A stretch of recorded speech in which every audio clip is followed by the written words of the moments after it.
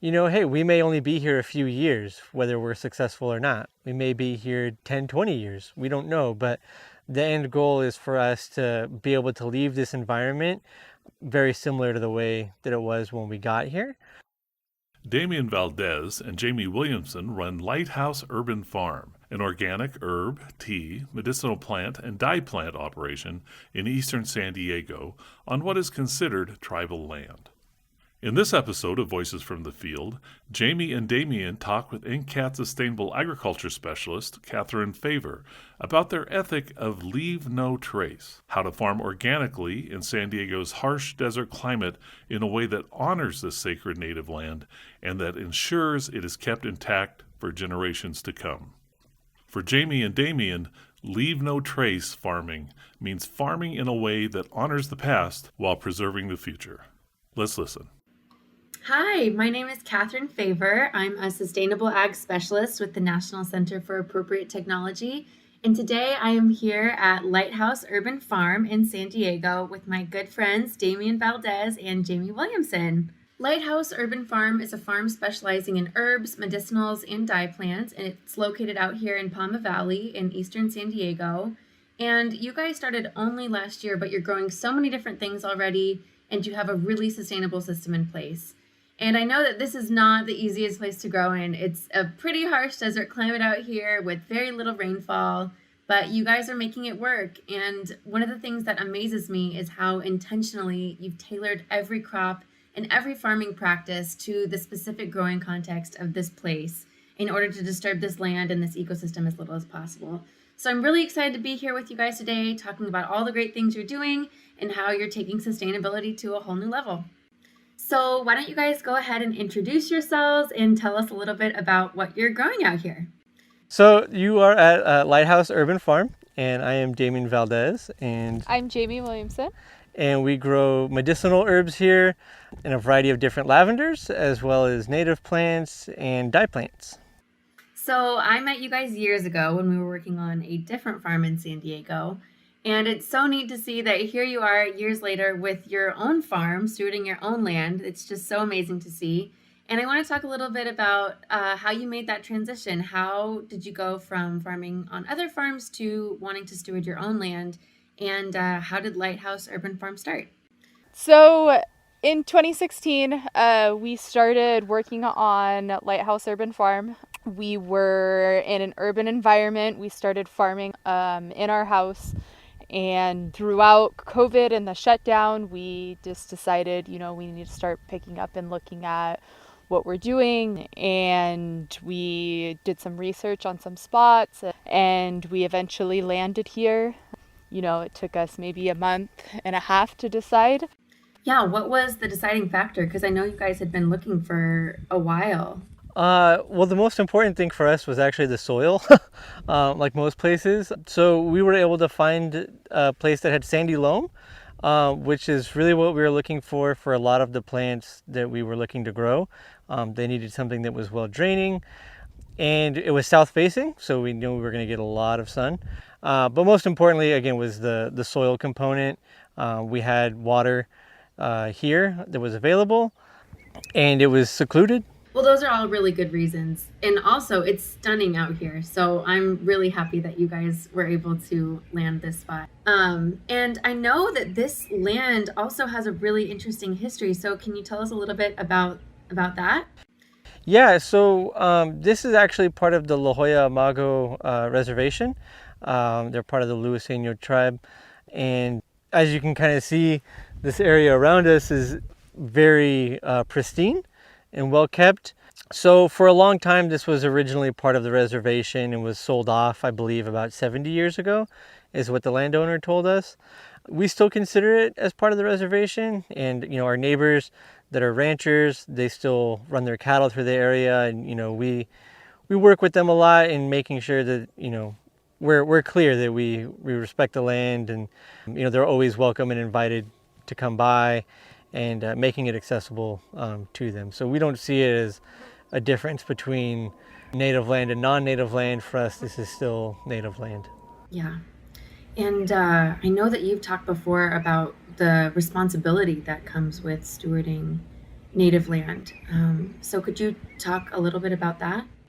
Yeah, so definitely there's a lot of responsibility that comes with stewarding that land, because essentially you're adopting something that's not inherently yours, and something that was in a state when you got here, right? So there was kind of already a situation that was happening where there was already just grassland, it was fallow, nothing was really happening on it. So now that we're here cultivating, one of the things that's really important to us is that it's able to return to the way that it was when we leave. So kind of like a no trace left behind type thing where, hey, we may only be here a few years, whether we're successful or not. We may be here 10, 20 years. We don't know. But the end goal is for us to be able to leave this environment very similar to the way that it was when we got here. And so that it can kind of return back to the way it was. That influences a lot of our cultivating practices and a lot of the decision making on what we're growing and how we're growing it. Yeah, I mean, just being here, it's so clear to see that conservation practices are at the heart of what you do.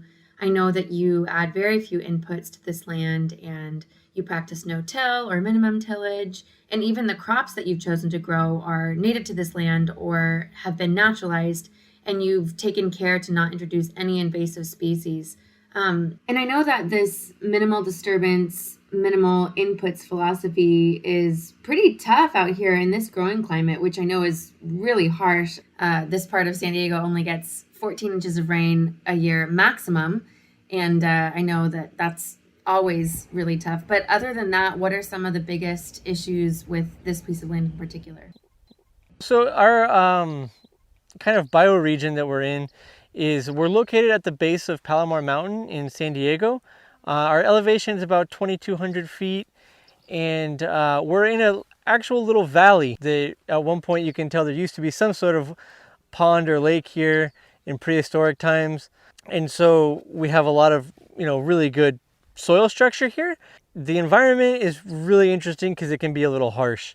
And in some ways, it kind of feels like you're on the frontier of climate change. When things get dry, they get really dry out here. This is definitely fire country.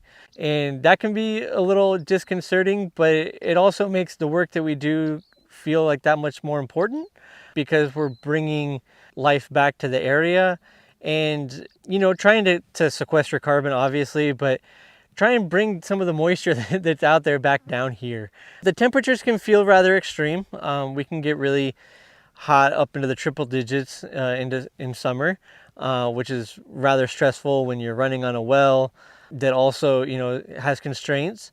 And then, right now it's getting really cold. We've already had a few frost days.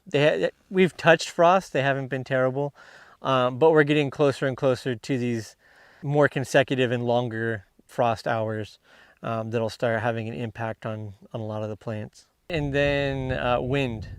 Yeah, wind in the winter. And sometimes in the summer. And in the summer. Sometimes in the summer it's like opening up an oven when the heat. It's hot wind coming through and you can really see the stress on the plants. Yeah, I can imagine that plus the lack of water is very difficult to contend with. So let's talk a little bit more about your system and everything you've got going on here. I guess we can start with what crops you're growing. So we have a variety of different medicinal herbs and flowers. We've got lavender, calendula, comfrey, chamomile, the list goes on. We're dabbling in some dye plants, so indigo, hollyhocks. We've got some native variety of elderberries. Originally we had a crop plan all laid out and we said, we're gonna do everything under the sun, lots of flowers, lots of herbs, and just learning the environment and learning what can actually grow here. That changed it up quite a bit. We did find that some things grow a lot better out here and some things, it's too hot or it's too windy and they don't grow at all. So it's really, it's been about us learning what can actually grow here and thrive. Yeah, I think the thriving component is really important because, like Jamie said, there was a lot of trial and error. and we had to whittle that list down of those, those hopes and dreams, and make it a lot more balanced. Essentially, if they can't survive in this environment, then we don't grow them. That's really neat too, that part of your philosophy is to not grow plants that don't do well here, because we're living in a perpetual drought and we have all sorts of climate change issues, and so we really need to start, instead of forcing crops by applying more water and by trying to protect them through artificial means, we need to just grow what grows well here. Yeah, I mean, that's definitely, I think, the start, and a big reason why we chose to be here is because we knew the crops that we wanted to grow were going to do well. And again, things kind of sorted themselves out rather quickly. We look for heat tolerance, but whether it was actual as heat tolerant as we needed it to be, we found out rather quickly. And so it's really important, we feel, is just kind of like a base for any type of farming to figure out what works really well. But also balancing the resources. So for instance, water is obviously going to be a huge thing going forward. It already has been a huge thing and something, we've accounted for. I've worked in avocados, but we grow a lot of avocados down the hill. They're extremely water intensive. They grow well here, but does that mean that we should be growing them here? I don't know. Again, I work in avocados, but these are the types of questions I think we need to start asking ourselves. What really makes sense? Do we need to keep throwing massive amounts of water at something to keep it running? Or should we trim it back and use less water and tailor the system to fit that more accurately? And that's really what we're looking to do here is tailor the system to work specifically within the kind of limitations that we have, and make it work. And if it doesn't, again, make the adjustment or pivot how we need to make sure that not only we can be successful, but that we're not depleting the environment either. It just goes back to seeing what works best in your environment, and your soil is, just because it's a sandy loam doesn't mean it's the same sandy loam that somebody else has. Well, I think it's interesting. One of your guys' main philosophies is that you don't want to alter this land in any drastic ways. And so I think, usually when we're farming, there are a lot of different things that we can employ in order to manipulate our environment to grow a wide variety of crops, whether that's applying a lot of irrigation or adding a lot of inputs to the soil, or, fertilizers or pesticides. But that kind of goes against your philosophy here. Your philosophy is really to alter the environment as little as possible. And so it's neat that, part of that philosophy just means choosing plants that thrive well here on their own without too much input from you guys. So I think that's just a really interesting philosophy, and it's one that's different from, most farming. And I mean, really what you're doing, that's permaculture principle 1, which is observe and interact with the land. You're seeing what works well here in this specific context without much input from you guys. And then you're, pivoting from there. Yeah, I mean, I think we definitely had to put some things, some hopes and dreams away, for another time, but then, okay. we're changing up some things that may lead us to the potential to grow these crops that didn't work out again, whether it's providing them shade or some sort of ground cover first, just for them to retain more moisture or keep them shaded out from the direct sunlight. Yeah, that's neat, thinking about the farm as sort of this evolving organism, and thinking about succession and how you can slowly modify the growing environment over time to be more suitable for some of those other crops that you were wanting to grow. And so what are some of the other ways that you're managing your water usage here, other than choosing site-appropriate crops? What are some of the other strategies that you're employing? I see here that you do use drip. We do use drip tape. We have poly emitters on our trees. We do poly rings for the lavenders. We have a timed system. But also we've had to start using this plastic mulch. And this becomes kind of like an interesting thing philosophically, right? So we're trying to do this local product that's as environmentally conscious as possible, but we're using plastic mulch. But the reason we're using the plastic mulch is because of how fragile our environment is. And that, when we're getting wood chips from mulch people, they can say that it's clean, but when it's dumped and we're still sorting out the trash from it, that's problematic for this environment. That's not really something we can have happening. On top of the fact that we don't want to be introducing any potential pests that are insects, things like that, that might be living in the mulch as it comes here, that might start affecting the oak trees that are surrounding us or the environment in different ways. So we've had to source this kind of plastic mulch to use for some of the crops. It's not really so much for weed suppression for us. It's really about moisture retention, which is really key. That's so interesting. Yeah, bringing in mulch can be such a great option for some small farms for keeping the soil covered. But like you said, if that mulch also brings in invasive species, that can be really problematic.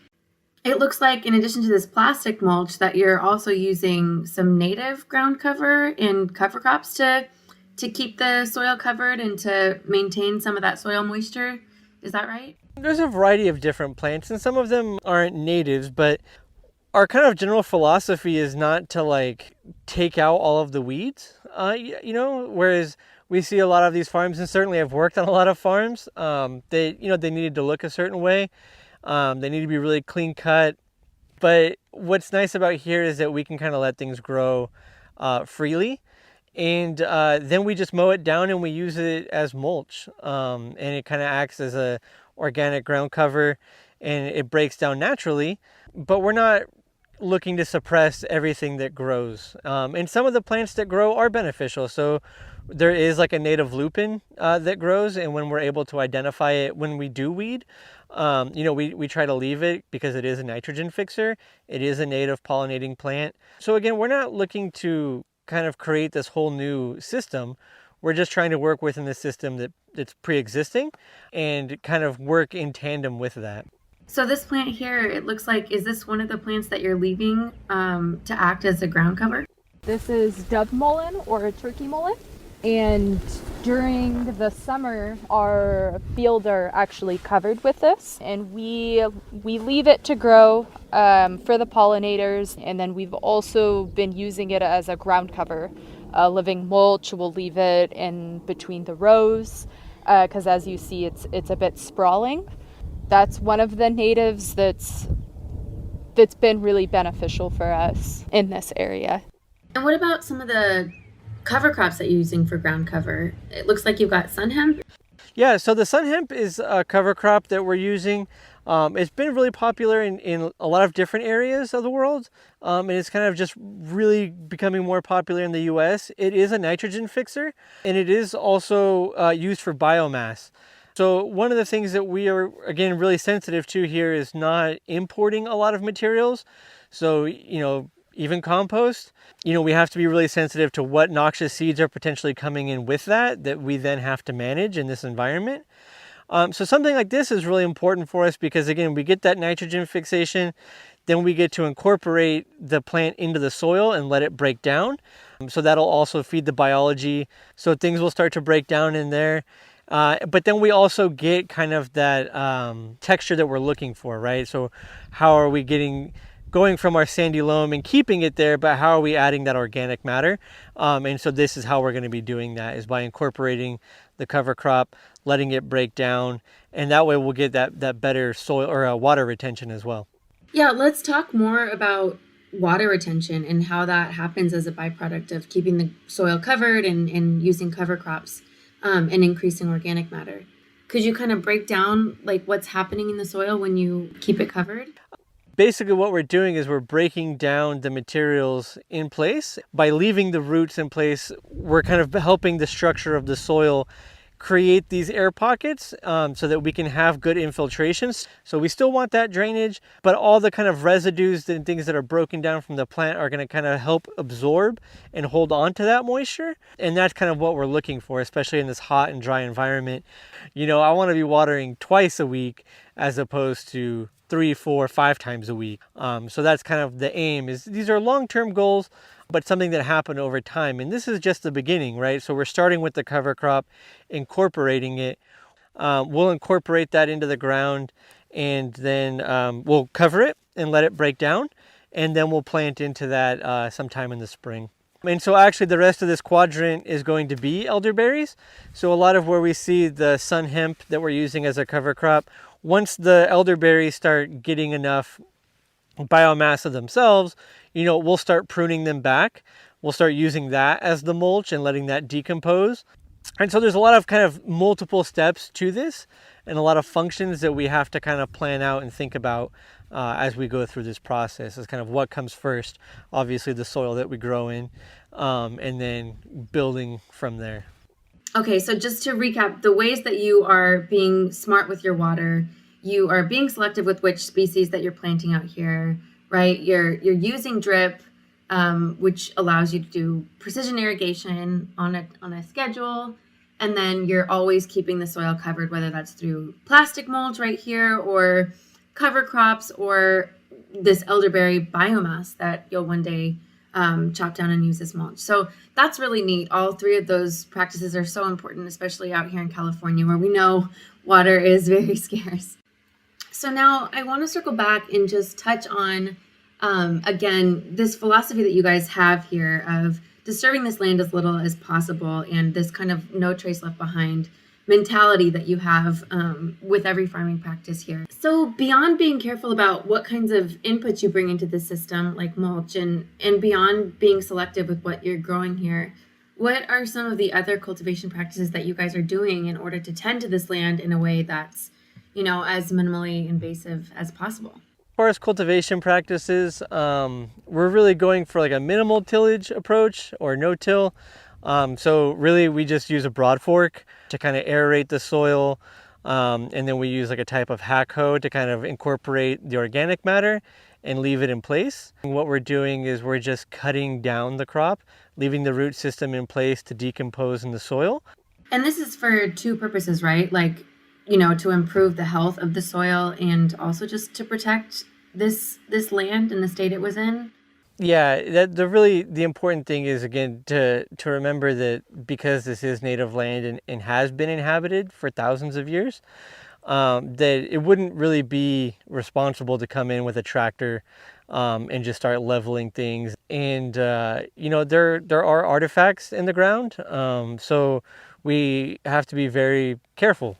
We can't just bring a rototiller through and start mixing everything up. Not that we would want to, but certainly because we don't want to damage anything that we can't see. So any like stone tools and things like that, we have found some. And so that's one of the reasons why we kind of go in with this minimal tillage approach. It's not only because we feel it's better for the soil, but it's also just better for us given our environment and for the people that have inhabited this area previously. We just want to make sure that we're respectful to that and that we're not damaging anything irreparably. That's so important. I love that.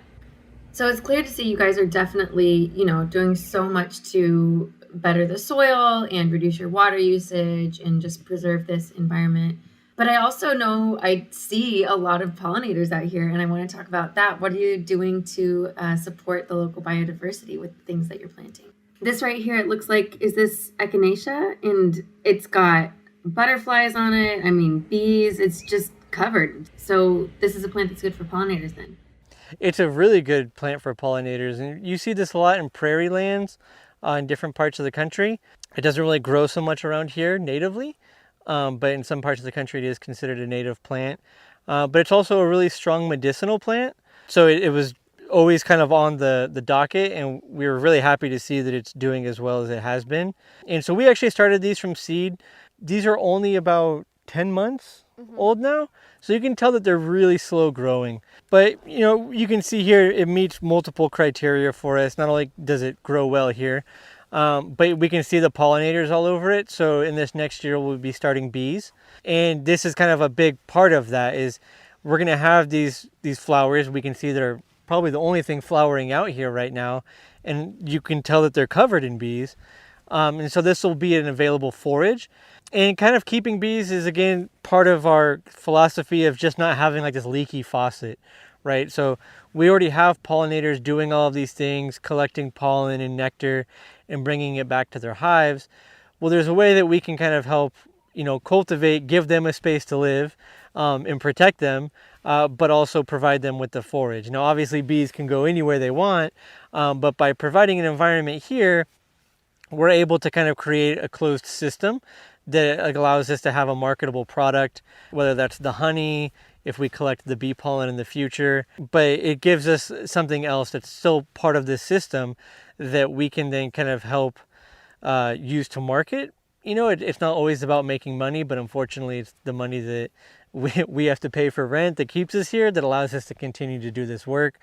But, again, the pollinators are what is really appealing to us as well. So not only does it have medicinal properties, which is in line with what we're doing, but we can see how the surrounding ecosystem responds to having these here by providing forage. And we saw the butterfly on them, and we see them here. They're all here all the time.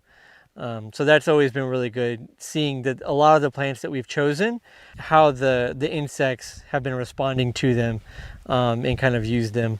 Yeah, that triple bottom line, right? Like the social, environmental, and financial. Obviously, you need to make money. That's number one. But you're finding a way to do that while also supporting these pollinators and improving the environment in so many other ways. So that's really neat. And I think, especially for really small farms like yours, it is so important to think about stacking functions and choosing plants that satisfy that triple bottom line, that, both earn you money and also are beneficial to the environment, or at least that don't harm the environment, right? And I know indigo is another one that you guys have talked about. So can you tell us a little bit about indigo and how it's doing that? This is a indigo ciphictrosa. And as you can see, they're kind of bushy, kind of shrubby. These are first-year plants. They've only been in the ground not even a year. And you can see that they've already kind of taken off in size. So this is the indigo, right? Like the indigo that we think of when we think of the color blue. I had no idea that it grew on a plant like this. That's so neat. Indigo was brought from Mexico originally, so this specific plant will create what's called Mayan blue. So all the ancient Mayan murals that we see were this plant mixed with a specific type of clay that created that very specific blue color. This is a multi-year plant. It deals really well with very little water and very sandy soils. There's people that are growing this like in the heartland of Texas. What's also really cool about this is that it's a perennial nitrogen fixer. So we can be growing this in place for a few years, continuing it to let it fix nitrogen. And then when we're ready to kind of rotate some of our crops, we can then remove these plants, let the nitrogen break down in place, and replant there. And so that's another way that we're looking at these kind of multiple bottom lines. We're building soil with this plant, as well as getting multiple different products from it as well. At the same time, being able to experience cultural heritage, understanding and working with these plants that ancestors may have used, and kind of understanding what they saw and how they worked with these plants. One of the other benefits of growing the indigo was that we were going to use them as shade, and try to plant what goes on the sides of them, because they will eventually be shading out the rows next to them, as well as providing a windbreak for some of the crops as well that might be more sensitive to dropping petals or wind damage. Multi-purpose plant. Multi-purpose plant, love it. So I guess just to recap everything that I've seen and everything that we've talked about today, it seems like the main theme is that you guys are doing a really good job of growing in a way that is appropriate to this context, to this land. You've found a way to create systems that are pretty self-regulating so that you don't have to apply a lot of inputs.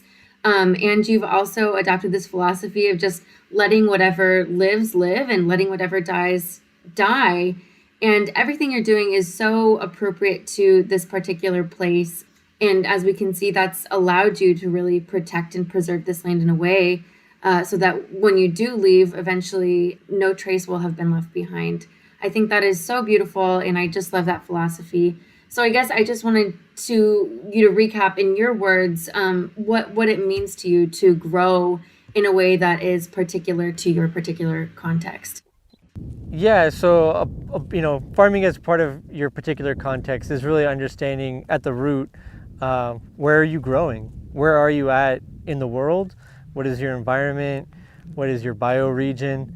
And starting there, we're not trying to make a square, peg fit in a round hole. We first have to understand the world that we're living in, specifically where we reside and where we're farming. And as we've touched on numerous times, seeing what works and what doesn't work, seeing how we can use what's already growing in the area and kind of amplify that, and then also recreating certain environments. We're surrounded by oak forests that have understories of yarrow and other plants growing underneath them. How can we grow those plants in a similar fashion? Where are there areas on the farm that we can recreate certain habitats to not only benefit the wildlife in the area, but also enhance kind of the pollinators and it's almost like a type of mimicry, right? Kind of recreating. So that for us is a huge part of what we're doing, and something that we really look to is nature, the world around us, not, super zoomed out lens, but what is it like right here? What is it like just outside of our valley? Because what grows down here is different than what grows up top, which is different than grows on top of Palomar, which is different than what grows on the coast of San Diego, which is just an hour from us. So again, taking a step back and just looking at the world around us, taking in as much information as we can, and then applying what we know from agriculture in our practice and trying to incorporate that. Yeah, well, you can definitely see that everything that you're doing here is so full of intention and so full of heart, and that's really beautiful. So now really quick, I want to talk about what you're doing with all the things that you have planted. So yeah, what are you making with everything? So lots of herbal preparations. So tea blends and tinctures and salves, and actually just using, the plant as a whole. It's really neat too that all of this is local, because I feel like so often we import our teas or our medicinals from really far away. So you guys are really offering something special by providing this local product here. Yeah, exactly. It's a lot easier and better to get things locally than having to buy imported herbs. And that's definitely a focus for us, in really kind of part of our strategy is providing a local herbal product, but also the other constituents that we're using. So our carrier oils are local to us. So we're getting olive oil from California. The jojoba oil that we use is literally on the border with Arizona and California. And so we're able to create these medicines that are truly local, and we're bottling them and putting them in containers that are US made. So it's really important to us that people, when they're working with our products, whether it's the teas, tinctures, salves, sprays, whatever it may be, that they're experimenting with it. They're understanding plants in a different context than what they're normally used to. Well, I, for one, am really excited to try these products. You've got so many great things. And again, like I said, it's just so easy to see that everything you're doing here is full of intention and heart. And it's amazing to see all the different ways that you're protecting the environment and keeping this land pristine, and while also creating really, really amazing products. So it's been an honor to be out here. It's been so much fun to catch up with you guys and see everything you're doing. Thanks again for having me. I'm looking forward to seeing updates on Lighthouse Herb'n Farm in the future. That's it for this episode. Thanks for listening. Additional information about this episode and related resources can be found at atra.ncat.org.